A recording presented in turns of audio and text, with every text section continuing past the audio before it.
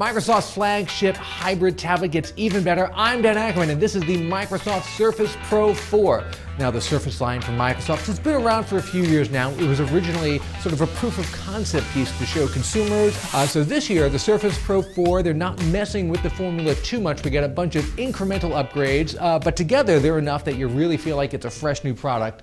Number one, the system is about the same size, but it has a bigger screen. It goes from a 12-inch screen to a 12.3-inch screen. You get a little resolution bump there as well. Microsoft calls these high-resolution screens PixelSense. Apple calls them Retina. It's all kind of the same thing. What's different about this screen compared to a lot of others is that the aspect ratio is 3:2 instead of 16:9, which is standard for most laptops and televisions and computer monitors. The reason they do this, they say, is because that is the same aspect ratio as a standard piece of letter A4 paper. You know, one of our favorite things about the Surface line has always been these keyboard covers.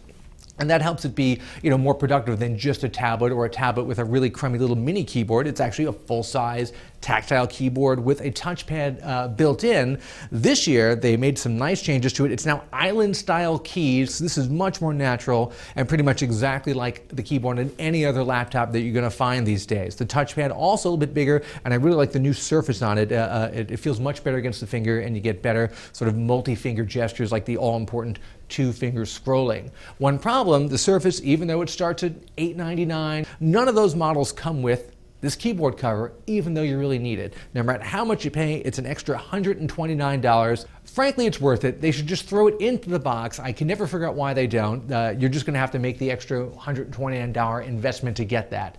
What you do get, however, is the Stylus Pen. That is thrown in every version of the Surface and has been for years. The new one actually has a magnet in it, and it sticks right to the side, just like this. There are 1,024 levels of pressure on the stylus, and it works with things like OneNote or any kind of sketching app. I actually use it with the New York Times crossword puzzle app. You can write the answers in, and then it converts it to actual text. It doesn't feel quite as natural as writing on regular paper with a pen, but it's a lot better than many of the other stylus systems I've seen.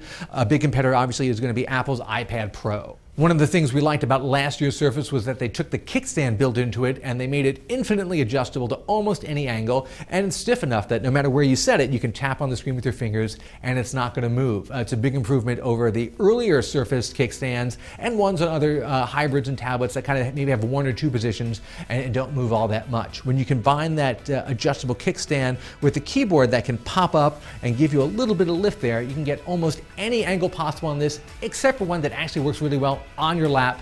But I guess that's why they don't call it a laptop, they call it a tablet or a hybrid. I'm Dan Ackerman, and that is the Microsoft Surface Pro 4.